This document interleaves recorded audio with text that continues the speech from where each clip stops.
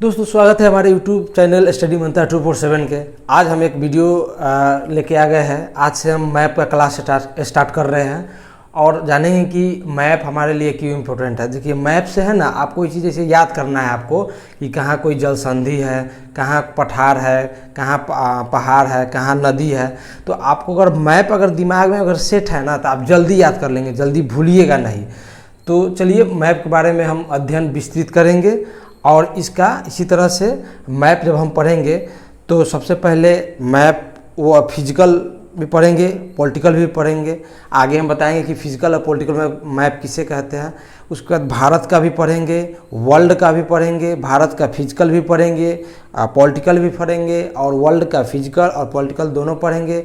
उसके बाद क्या है ना, उससे रिलेटेड जो नदी होगा, पहाड़ होगा, पठार होगा, जल संधि होगा और भी बहुत चीज़ के बारे में हम विस्तृत अध्ययन मैप के माध्यम से करेंगे। तो चलिए मैप का बारे में हम यह इंट्रोडक्शन क्लास आपका 1-2 इंट्रोडक्शन होगा, उसके बाद भारत का पॉलिटिकल से स्टार्ट करेंगे। तो सबसे पहले हम जानते हैं कि मैप आखिर किसे कहते हैं। तो देखिए मैप हम किसे कहते हैं कि जैसे कोई व्यक्ति है, जैसे अपना कहता है कि कोई व्यक्ति है, अब हम ही व्यक्ति है, मान लीजिए हम एक इंसान है। अब मेरा चेहरा को हूबहू कागज़ पर उतार देता है ना आजकल जो भी कलाकार लोग होते हैं, तो किसी भी चीज़ को अगर हूबहू किसी कागज़ पर उतार देना ही मैप कहलाता है, ठीक है ना। तो इसीलिए कह रहा है कि मैप क्या है कि संपूर्ण पृथ्वी, यहाँ पृथ्वी चाहे कोई भी व्यक्ति से लेना देना, व्यक्ति कोई भी वस्तु हो, तो संपूर्ण पृथ्वी या किसी भूभाग को या पृथ्वी या उसके पृथ्वी पर किसी भी भूभाग को कागज़ पर, जैसे मान के लिए मैप का हम बुक है ना, जैसे मान लीजिए मेरा मैप का बुक है तो ये कागज़ ही है ना, मैप का बुक एक कागज़ है। तो इस पर हूबहू उतार देना ही क्या कहलाता है, मैप कहलाता है, मैप कहलाता है, ठीक है। मानचित्र, आखिर मैप को क्या कहते हैं इंग्लिश में, मानचित्र कहते हैं, ठीक है। अब देखिए कि स्टडी ऑफ मैप, अगर आपसे कोई पूछ दे कि मैप का अध्ययन क्या कहलाता है तो आप क्या बोलेंगे, मैप का अध्ययन क्या होता है, कार्टोग्राफी कहलाता है। क्या कहलाता है, कार्टोग्राफी कहलाता है। अब है ना कि एटलस क्या है कि मानचित्र के समूह को, जो मैप होता है ना उसी को समूह का, बहुत सारे समूह का ग्रुप में होता है, उसी को हम एटलस कहते हैं, ठीक है। एटलस हम किसको कहते हैं, मानचित्र के समूह को ही एटलस कहते हैं। उसके बाद अगला है क्या, ग्लोब। अब ग्लोब क्या होता है कि आप ग्लोब देखिए हुए कि पृथ्वी के जैसा गोल होता है, जैसे हम आपको दिखा रहे हैं, एक मिनट। अब जैसे देखिए ये गोल आकार के जैसा होगा, देख लीजिए, ये देख रहे हैं ना कि गोल है, गोला है ना, इसी के जैसा होता है ग्लोब। कभी हम आपको दिखा देंगे कि गोला टाइप का होता है, तो इसी के नाम गोला होने के कारण इसे ग्लोब रखा गया है। अब पृथ्वी का पूरा जो उस पर है ना आकृति बनी हुई है, पूरी आकृति जो फिगर है पृथ्वी की ही है। तो क्या है कि यह पृथ्वी की हूबहू आकृति होती है। जो ग्लोब होता है ना, देखिएगा संपूर्ण पृथ्वी उस पर आच्छादित है, तो यह इसलिए कह रहा है कि यह पृथ्वी की हूबहू आकृति होती है, ठीक। यह 3D आकृति में होती है भाई। अब 3D का मतलब क्या होता है, जिसको ले आना आसान नहीं हो।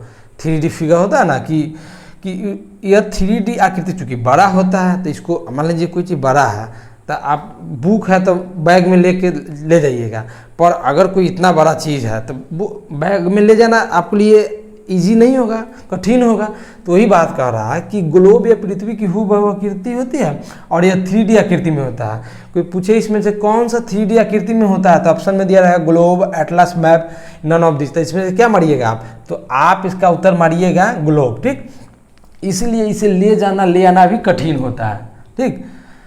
अब मानचित्र मैप के 2 प्रकार होते हैं। आप ये आप जानते होंगे कि आप नहीं जानते होंगे आज तक कि मैप के 2 प्रकार होता है। अब 2 प्रकार कौन है, तो मार्केट में जाइएगा ना तब पूछेगा आपको सबसे पहले कि कौन सा आप मैप मांगिएगा ना, किसी मैप, जैसे मैप कौन, बुक नहीं, जो एक मैप आता है फिजिकल, इतना बड़ा रहता है, 12 चाके, तो पूछेगा कि फिजिकल चाहिए कि पॉलिटिकल चाहिए, तो आप फिजिकल कहेंगे तो फिजिकल देगा और आप पॉलिटिकल्स कहेंगे तो पॉलिटिकल देगा।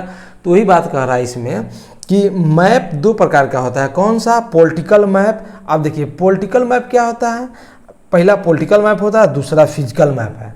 अब पॉलिटिकल मैप क्या होता है कि इसमें राजनीतिक महत्व के चीज़ें दी गई रहती है। राजनीतिक महत्व की चीज़ें इसमें देश, राज्य तथा जिला का स्पष्ट वर्णन या विभाजन मिलता है। इसे पढ़ना आसान होता है। इसे पढ़ना आसान क्या होता है कि आपको कहाँ राज्य है, कहाँ जिला है, कहाँ और देश है। जैसे मतलब भारत पूरे है ना, पहले वर्ल्ड हो गया, जैसे पूरा वर्ल्ड हो गया, वर्ल्ड मैप में कौन सा देश कहाँ है तो वो आप वहाँ जल्दी ढूंढ लीजिएगा। पर जो पॉलिटिकल मैप में है ना, बहुत सघन होता है, डेंस होता है। अब दिखबे नहीं करता है कि कहाँ पठार है, बहुत सारा एकदम पठार, पहाड़, नदी, उसके बाद बहुत सारा ऐसी आकृति होती है जो आपको हार्ड देखने में आपको है ना बहुत सघन होता है। तो इसलिए कहा गया है कि इसमें राजनीतिक महत्व की चीज़ दी गई रहती है। इसमें देश, राज्य तथा जिला का स्पष्ट विभाजन मिलता है। इसे पढ़ना आसान होता है। अब देखिए कि पॉलिटिकल मैप किसे देख लीजिए, इस प्रकार होगा पॉलिटिकल मैप। आप जैसे भारत को हम भारत का पॉलिटिकल मैप दिखा रहा था। जैसे देखिए भारत का पॉलिटिकल मैप है, देख लीजिए यह है। इसमें देख रहा है, इसमें आपको तरह तरह के हिमालय पर्वत होगा, पठार होगा, नदी होगा, नाला होगा, नदी, उसके बाद देखिए जल संधि सब भी होगा, कुछ कुछ बहुत सारा चीज़ है। आपको सघन है, माने देखने में लग रहा है कि बहुत भारी है बहुत। लेकिन जब हम फिजिकल मैप की बात करते हैं तो फिजिकल मैप में क्या पढ़ते हैं तो भौतिक मानचित्र में इसमें प्राकृतिक महत्व की चीज़ें, इसमें प्राकृतिक महत्व की चीज़ें दी गई रहती है। इसमें देश, राज्य, जिला का कोई स्पष्ट विभाजन नहीं दिखता है। ठीक है, इसमें देश, जिला का स्पष्ट विभाजन नहीं दिखता है, किंतु इसमें पर्वत, पठार, नदी, झील इत्यादि का वर्णन मिलता है। तब अभी दिखा है ना, जो इसमें हम अब दिखा है ना अभी, यह फिजिकल, कौन सा मैप है, यह फिजिकल मैप है। देख लीजिए, इसमें आपको बहुत चीज़ लग रहा हो कि बहुत हार्ड है इसमें कोई चीज़ ढूंढना, लेकिन अगर इसी का पॉलिटिकल मैप हम बताएं आपको, पॉलिटिकल मैप देखिए कौन सा है, लिखिए, लिखा भी हुआ है यहाँ पे देखिए फिजिकल मैप लिखा हुआ है, फिजिकल लिखा हुआ है ना, फिजिकल। यहाँ पर देखिए पॉलिटिकल लिखा होगा, पॉलिटिकल। तो इसमें देखिए कहाँ राज्य है, कहाँ जिला है। आपको इसमें आसान लग रहा है, कोई खोज लीजिएगा, पर उसमें थोड़ा आपको हार्ड लगेगा। ठीक है, तो समझ गए ना कि पॉलिटिकल मैप क्या होता है। तो पॉलिटिकल मैप और फिजिकल मैप दोनों समझ गए आप। अब क्या है ना कि इसमें मानचित्र में रंगों का एक विशेष महत्व होता है। तो अभी इसमें भी देख लीजिए आप, विशेष महत्व होता है।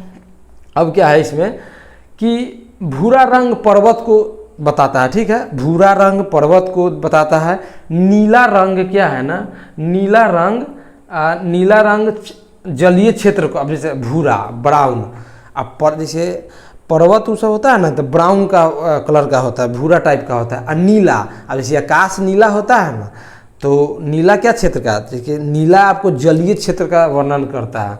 अब जैसे जाइएगा समुंदर के आसपास तो देखिए एकदम नीला टाइप का दिखाएगा, नीला टाइप का आसमान दिखेगा, क्योंकि इसी कारण से होता है कि जलीय क्षेत्र के कारण, जहाँ पर जलीय क्षेत्र ज़्यादा है वहाँ पर आकाश नीला दिखाई देता है।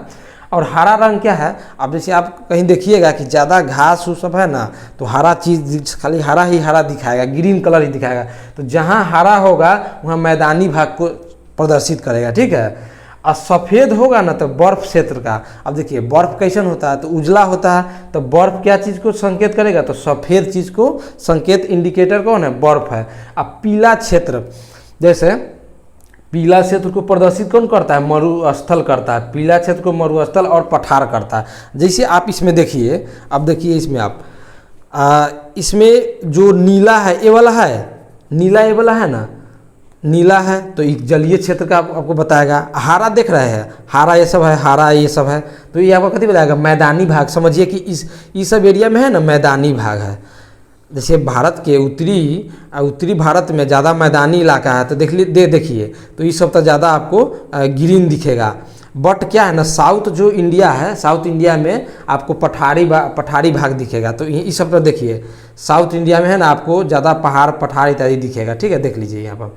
अब हरा हो गया, सफ़ेद देखिए, इसमें सफ़ेद देख रहे हैं, ये सब सफ़ेद है। अब जैसे चाइना में कुछ सफ़ेद सब है, हमारे इधर भी होगा, जम्मू कश्मीर एरिया के आसपास है, देख लीजिए इसमें सफ़ेद है ना, तो ये बर्फ़ का क्षेत्र को प्रदर्शित करेगा। पीला देख लीजिए, ये पीला है ना, जैसे पीला देख लीजिए, इसमें थोड़ा थोड़ा पीला है, हल्का पीला है, तो ये सब पठार मरुस्थल का, जैसे राजस्थान के आसपास एरिया का हो गया, उसमें आपका मरुस्थल का प्रदर्शित करेगा। ठीक है।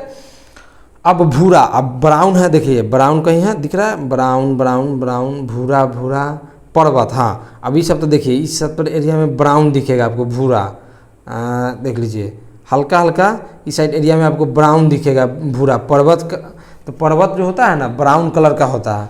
तो वही बात इसमें कह रहा है, यही बात इसमें कह रहा है कि सबका इंडिकेटर है कि कौन किस चीज़ से दर्शाया जाता है।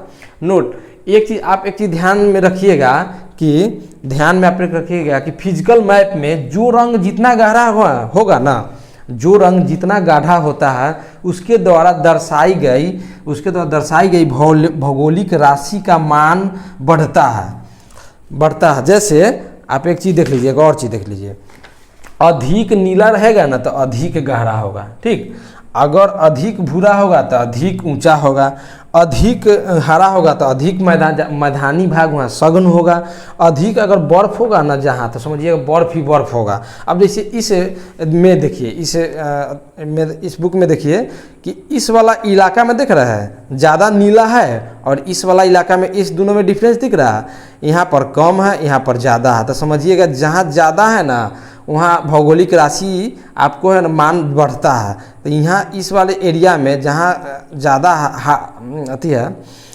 क्या कहते हैं ना, हाँ नीला है, तो वहाँ पर अधिक गहरा होगा, यहाँ कम है तो यहाँ कम गहरा होगा। उसी प्रकार से अगर अधिक भूरा होगा तो अधिक नीला होगा तो अधिक गहरा होगा, अधिक भूरा होगा तो अधिक ऊंचा होगा, अधिक अगर बर्फ़ होगा तो अधिक सफ़ेद भाग जहाँ होगा तो अधिक बर्फ़ वाला क्षेत्र एरिया होगा। तो इस प्रकार आपका मैप का लेक्चर 1 हुआ। आप इसको याद कर लेंगे और याद करने के बाद इसको बढ़िया से लेक्चर समझ लेंगे, और मैप के बुक में आप जो हम पढ़ाए उसको आप देखेंगे। ठीक है। तो कल लेक्चर 2 का वीडियो डलाएगा, उससे आगे तो हमको आपको अच्छा लगेगा कि इसके बाद जो हम वीडियो डालेंगे आपको उसमें आप पढ़ाएंगे कि प्रायद्वीप क्या होता है, बीच क्या होता है, बाइट क्या होता है। तो दोस्तों आज का वीडियो हम यहीं पर समाप्त करते हैं। और क्या है ना कि अगर वीडियो आपको अच्छा लग रहा है तो कृपया लाइक, सब्सक्राइब, शेयर जरूर कीजिए। ठीक है। और कमेंट बॉक्स में लिख कर बताइए कि आपको वीडियो कैसा लग रहा है। तो इसी के साथ हम अपने वीडियो को समाप्त करते हैं दोस्तों। जय हिंद, जय भारत दोस्तों।